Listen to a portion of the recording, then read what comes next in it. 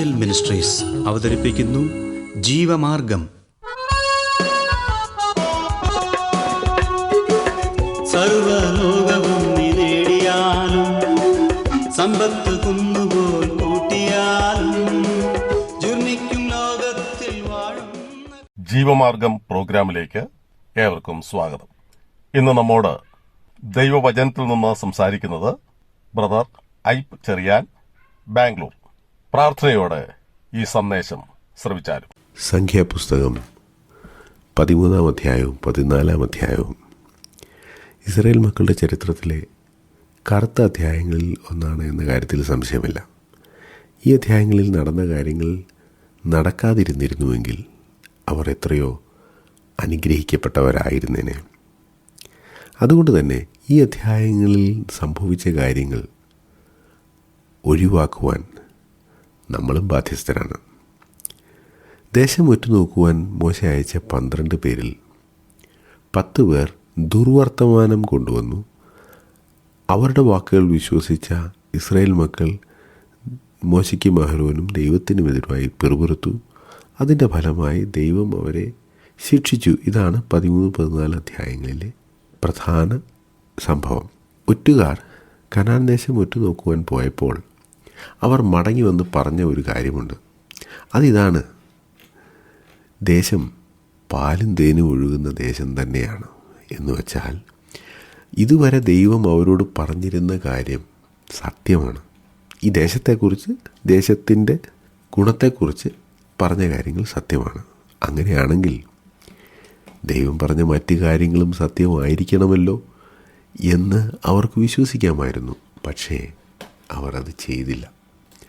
അവർ പറഞ്ഞ കാര്യങ്ങൾ ശ്രദ്ധിച്ചാൽ ചിലതൊക്കെ വളരെ വിചിത്രമായി തോന്നും.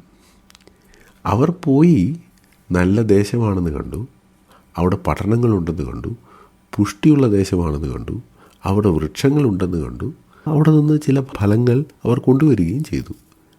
എന്നാൽ അവർ ഇതിനെ ഒരു ദുർവർത്തമാനമാക്കി മാറ്റി.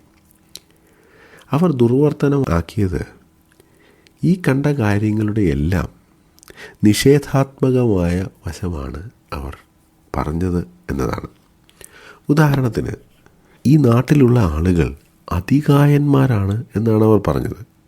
ശരിയാണ്, അവർ അതികായന്മാരാണ്. കാരണം ആ ദേശം നല്ല പുഷ്ടിയുള്ള ദേശമാണ്. ഒരു മുന്തിരിക്കൊല ചുമക്കാൻ 2 പേർ വേണം. അത്രയും വലിയ മുന്തിരിക്കൊല ഉണ്ടാകുന്ന നാട്ടിലെ മുന്തിരിങ്ങ തിന്നുന്ന ആളുകൾ അതികായന്മാരായില്ലെങ്കിലല്ലേ അതിശയമുള്ളൂ. അപ്പോൾ ആ നാട് നല്ലതാണ്, ആ നാട്ടിലെ ഭക്ഷണം കഴിക്കുന്നവർ ആരോഗ്യമുള്ളവരാകും. ഇതാണ് സത്യമെന്നിരിക്കെ അവർ പറയുന്നത് ദേശം അതിലെ നിവാസികളെ തിന്നുകളയുന്നവരാണ് എന്നാണ്. അവിടെ കണ്ട ഉറപ്പുള്ള പട്ടണങ്ങളെ നോക്കി അവർ പറഞ്ഞു, ഈ പട്ടണങ്ങൾ കീഴടക്കാൻ നമ്മെക്കൊണ്ട് സാധിക്കില്ല. എന്നാൽ വാസ്തവത്തിൽ ഇവർ അത് കീഴടക്കണമെന്ന് ദൈവം അവരോട് പറഞ്ഞില്ല. ദൈവം ഇത് അവർക്ക് നൽകാൻ പോവുകയാണ്. ഉറപ്പുള്ള പട്ടണങ്ങളെ ദൈവം അവർക്ക് നൽകാൻ പോവുകയാണ് എന്ന കാര്യം മനസ്സിലാക്കാതെ ഈ ഉറപ്പുള്ള പട്ടണം ഞങ്ങളെങ്ങനെ കീഴടക്കും എന്നാണ് അവർ പറഞ്ഞത്. തങ്ങൾ ഉറ്റുനോക്കിയ ദേശത്തെക്കുറിച്ച് അവർ ദുർവർത്തമാനമായി പറഞ്ഞത് എന്നാണ് 32-ാം വാക്യത്തിൽ വായിക്കുന്നത്. ദുർവർത്തമാനം എന്ന് പറയുന്നത് നടന്ന തെറ്റായ കാര്യത്തെക്കുറിച്ച് പറയുന്നതോ മോശപ്പെട്ട കാര്യത്തെക്കുറിച്ച് പറയുന്നതോ ഇനി ചില ഇല്ലാത്ത കാര്യങ്ങൾ പറയുന്നതോ മാത്രമല്ല, സംഭവിക്കുമെന്ന് നമ്മൾ ഭയപ്പെടുന്ന മോശമായ കാര്യങ്ങളെക്കുറിച്ച് പറയുന്നതും ദുർവർത്തമാനമാണ്. അതാണ് ഇവിടെ സംഭവിച്ചത്. ഇവർ ഒരു യുദ്ധത്തിനും പോയിട്ടില്ല. കനാൻ നാട് കീഴടക്കാൻ അവർ ശ്രമിച്ചിട്ടില്ല. ഒരു കനാന്യ മല്ലന്മാരും ഇവരെ ആക്രമിച്ചിട്ടുമില്ല. എങ്കിലും അവർ പറയുന്നു, അവർ നമ്മളെ തോൽപ്പിക്കും, നമ്മൾ വാളിനിരയായിത്തീരും. അവരുടെ പ്രധാന പ്രശ്നം 33-ാം വാക്യത്തിൽ കാണാം. അവിടെ ഞങ്ങൾ മല്ലന്മാരുടെ സന്തതികളായ അനാക്യ മല്ലന്മാരെയും കണ്ടു. ഞങ്ങൾക്ക് തന്നെ ഞങ്ങൾ വെട്ടുക്കിളികളെ പോലെ തോന്നി.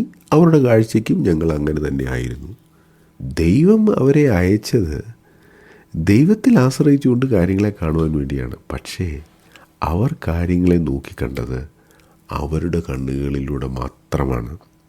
അതുകൊണ്ട് കാലേബും യോശുവയും കണ്ടതുപോലെ ദൈവത്തോട് ചേർന്ന് നിന്നാൽ ദൈവം ഇതൊക്കെയും നമുക്ക് തരുമെന്ന് പറയാൻ അവർക്ക് സാധിച്ചില്ല.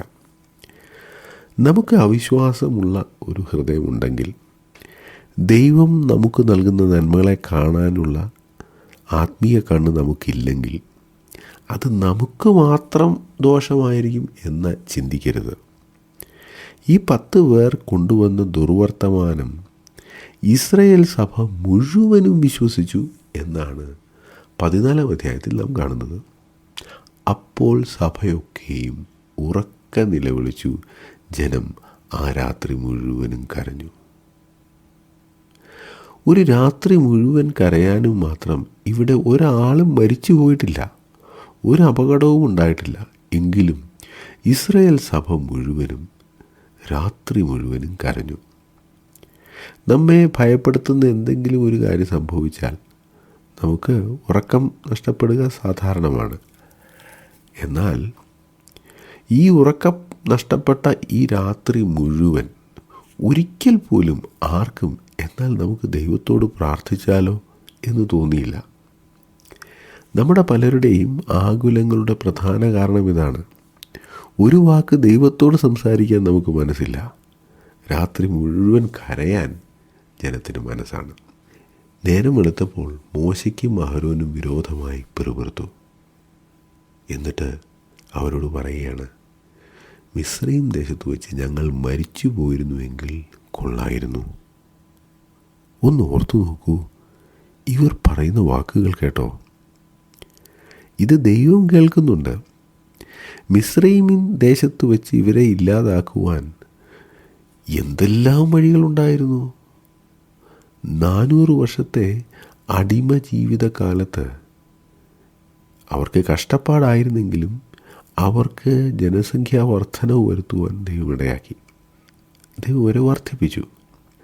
അവരോട് മിസ്രയീമിലെ ഫറവോൻ പറഞ്ഞു, ആൺകുഞ്ഞുങ്ങളെ എല്ലാം നദിയിലെറിഞ്ഞു കളയണം. അവിടെയും ദൈവം അവരെ സംരക്ഷിച്ചു. അത് കഴിഞ്ഞ് ഉണ്ടായ 10 ബാധകളിൽ 9 എണ്ണവും മിസ്രയീമ്യർക്ക് മാത്രമാണ് ഉണ്ടായത്. അതിലേതെങ്കിലും ഒരു ബാധ ഇസ്രായേൽ മക്കൾക്ക് കൂടി ഉണ്ടായിരുന്നെങ്കിലോ അവരും കൊല്ലപ്പെട്ടേനെ, മരിച്ചുപോയേനെ. അതുണ്ടായില്ലല്ലോ. ചെങ്കടൽ കടക്കുന്ന സമയത്ത് ആ വെള്ളം ഒരല്പം നേരത്തെ തിരിച്ചു വന്ന് കൂടിയിരുന്നെങ്കിൽ ഇസ്രായേൽ മക്കൾ കൂടി മുങ്ങി മരിക്കുകയില്ലായിരുന്നു. ഇവർ കഴിച്ചുകൊണ്ടിരിക്കുന്ന ഈ മന്ന, എല്ലാ ദിവസവും കഴിക്കുന്ന മന്ന, അത് 2-3 ദിവസം ഇല്ലാതായിരുന്നെങ്കിൽ അവർ പട്ടിണി കൊണ്ട് മരിച്ചേനെ. ദൈവത്തിന് ഇവരെ കൊല്ലാൻ വളരെ എളുപ്പമായിരുന്നു. ഇതൊന്നും മനസ്സിലാക്കാതെ അവർ പറയുകയാണ്, മിസ്രയീം ദേശത്ത് വെച്ച് ഞങ്ങൾ മരിച്ചു പോയിരുന്നെങ്കിൽ കൊള്ളായിരുന്നു, അല്ലെങ്കിൽ ഈ മരുഭൂമിയിൽ വെച്ച് ഞങ്ങൾ മരിച്ചു പോയിരുന്നെങ്കിൽ കൊള്ളായിരുന്നു. നമ്മുടെ വാക്കുകൾ നാം വളരെ സൂക്ഷിച്ചുപയോഗിക്കണം. കാരണം നമ്മൾ പറയുന്ന വാക്കുകൾ ദൈവം കേൾക്കുന്നുണ്ട്, ദൈവം അത് ശ്രദ്ധിക്കുന്നുണ്ട്. മനുഷ്യൻ പറയുന്ന ഏത് നിസ്സാര വാക്കിനും കണക്ക് കൊടുക്കേണ്ടി വരും എന്ന് നാം പുതിയ നിയമത്തിൽ കാണുന്നു. ഇവിടെ അതുതന്നെയാണ് സംഭവിക്കുവാൻ പോകുന്നത്. ഇവർ പറഞ്ഞ അവിശ്വാസത്തിൻ്റേതായ ഈ നിസ്സാര വാക്കുകൾക്ക് അവർ വലിയ വില കൊടുക്കേണ്ടി വന്നു. അതേക്കുറിച്ച് നമുക്ക് അടുത്ത ആഴ്ച ചിന്തിക്കാം. ഈ സന്ദേശം ശ്രദ്ധിച്ച എല്ലാ പ്രിയപ്പെട്ടവർക്കും കർത്തൃനാമത്തിൽ നന്ദി. ബൈബിൾ കറസ്പോണ്ടൻസ് കോഴ്സിൽ ചേർന്ന് പഠിക്കുവാൻ ആഗ്രഹിക്കുന്നവർ മേൽവിലാസം അയച്ചു തന്നാലും പ്രാർത്ഥനാ വിഷയങ്ങളും അറിയിക്കുമല്ലോ.